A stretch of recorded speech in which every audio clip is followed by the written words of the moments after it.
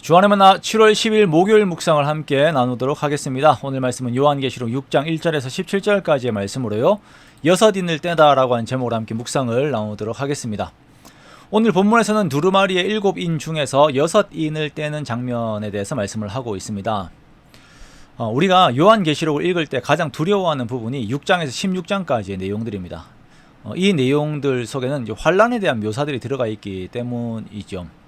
자, 그래서 이런 부분에 대한 것을 가지고 공포심을 자극하는 내용들의 막 책이나 아니면 글들, 그림들, 그리고 이단들의 위협들이 많이 있었습니다. 제가 어릴 때만 해도 이런 세대주의자, 극단적 세대주의자들의 책들과 기독교 잡지들 이런 거 많이 있었거든요. 진짜 무서웠어요. 어릴 때 보면. 그래가지고는 막 공포 속에 들어가 있었습니다. 자, 우리가 특이하게 요한계시록을 보면서 하나님의 주권과 속성을 제외하고 보는 경향들이 많이 있습니다. 마치 하나님이 계시지 않아서 사단 마귀가 마음대로 설치는 것과 같은 것, 혹은 하나님께서 징계의 하나님이 되셔서 모든 것을 파괴시키는 것 등의 전제를 두고 우리가 요한계시록의 내용을 해석을 하는 것이죠.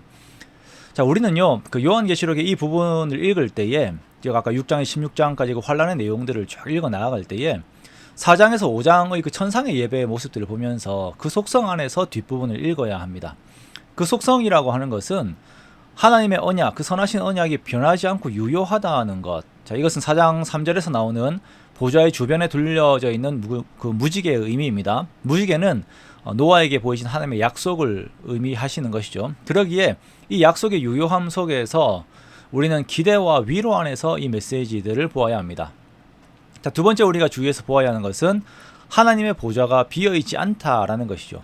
만약 요한이 본 환상 속에서 그 보좌가 비어있는 상태에서 이러한 환란이 일어난다면 이것은 정말 답이 없는 상황이 되는 것입니다. 그러나 하나님께서는 모든 것을 주관하시고 하나님의 선하신 계획이 담겨있는 두루마리를 쥐고 계신다라는 것에서 우리는 여전히 소망 안에 있을 수가 있는 것입니다. 그러기에 우리들은 이 심판의 내용들을 우리들을 향한 징계와 심판으로 보는 것이 아니라 하나님께서 하나님의 의를 이루셨고 그 은혜 안에서 우리를 위하시며 하나님의 선을 이루어 가신다라고 하는 관점으로 이 심판의 내용들을 우리가 보아야 합니다. 자, 처음 세 가지의 심판이 인과 나팔과 대접의 이미지는 한 심판을 다른 그림으로 표현하는 것이다 라고 해석을 합니다. 첫 번째에서 네 번째의 인이 떼어지는 부분에서는 말들이 나오게 되고 말을 탄 사람들이 나오게 됩니다. 자, 이것은 경제적인 위기와 전쟁, 기후와 같은 다양한 재난들을 말하는 것이며 이 앞에서 인간들은 무력감을 느낄 수밖에 없습니다. 자, 요한계시록에서는 이러한 일들이 단순한 역사적, 자연적 사건들만이 아니라 이것이 이제 하나님의 주권과 통치 안에서 이루어지는 일임을 말씀을 하고 있습니다. 자, 이렇게 말들이 등장하면서, 말을 탄 자들이 등장하면서 재앙들이 나타나게 되는데요. 이 재앙들과 함께 주님이 오실 것을 준비하고 있는 모습을 그리고 있습니다. 자, 첫 번째 말은 흰 말입니다. 이것은 승리를 의미하는 것입니다. 여기서 주의해야 하는 것은 이 말을 탄 사람을 그리스도로 오해해서는 안 된다라는 것입니다. 우리가 그냥 단순하게 흰 말 하면 예수 그리스도 이렇게 막 그냥 연결을 해버리는데요. 아니에요. 여기에서 말을 탄 자들이 이제 보면 오라라고 외치는데요. 이것은 오십시오라고 하는 그 주님을 향한 그 기도의 소리, 요청의 소리입니다. 즉 이것은 징벌과 함께 주님께서 오실 것을 고대하는 내용을 함께 담고 있는 것입니다. 자, 이렇게 승리와 함께 주님이 오실 것을 바라고 있는 것이에요. 자, 두 번째 말은 붉은색의 말입니다. 이 말을 탄 자는 큰 칼을 받아서 이 땅에서 화평을 제하여 버립니다. 자, 세 번째 봉인이 떼어지게 될 때에는 검은 말이 등장을 합니다. 검은 말을 탄 자는 저울을 가졌는데 한 데나리온의 밀 한 돼, 한 데나리온의 보리 석 되입니다. 한 데나리온이면 노동자 하루 품삯인데 그냥 하루 일해서 밀 한 돼 사는 거예요. 자, 이것은 기근으로 인하여서 곡식의 가치가 너무 올라서 밀과 보리를 제대로 살 수 없는 그런 상황을 말하는 것입니다. 그러나 여기에서 감람류와 포도주는 해치지 않죠. 자, 네 번째 봉인이 떼어지게 될 때에는 청황색 말이 등장합니다. 이 말을 탄 자의 이름은 사망인데 음부, 즉 지옥이 그 뒤를 따릅니다. 이들이 땅 4분의 1의 권세를 얻어서 검과 흉년과 사망과 땅의 짐승들로서 죽이죠. 자, 우리는 이러한 재앙들의 주관이 하나님이시라고 생각을 합니다. 엄밀히 말해서는 맞습니다. 하지만 그 하나님과 악의 관계를 우리가 볼 때에 하나님께서 악을 허용하시는 것이지 하나님께서 악을 만드시는 분은 아니십니다. 방금 뭐가 시끄럽게 지나가서 다시 말씀드릴게요.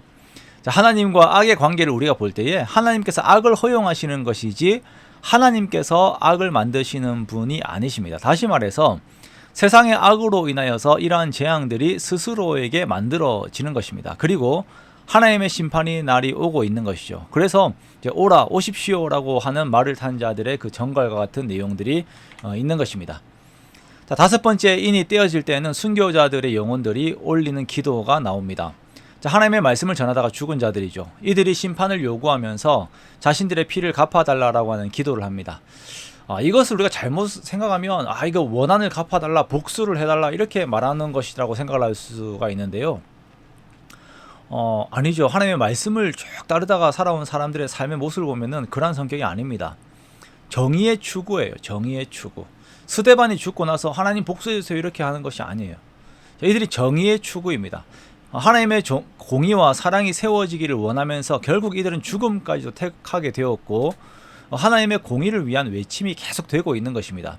그리고 하나님께서는 순교자들의 수가 채워지기까지 기다려야 함을 말씀을 하고 계십니다. 자, 여섯 번째, 인이 떼어지게 될 때에는 더 큰 재난이 오게 됩니다. 이것은 우주적인 재난입니다. 이것을 우리가 문자적으로 받을 수 있을지는 미지수예요. 근데 분명한 것은 이 환란이 사람들이 감당하지 못할 심판의 환란이라는 것입니다. 이 환란은 16절에서 말씀하시는 바와 같이 하나님과 어린 양의 진노이며 이것은 죄와 악에 대한 하나님의 진노입니다. 이 진노의 주된 대상자들이 땅의 임금들과 왕족들과 장군들과 부자들과 강한 자들과 모든 종과 자유인들입니다. 자, 이것은 로마의 계층들을 말하는 것이죠. 로마의 지배 계층들이며 종과 자유인들은 그들에게 협력하여서 함께 죄를 만든 자들입니다.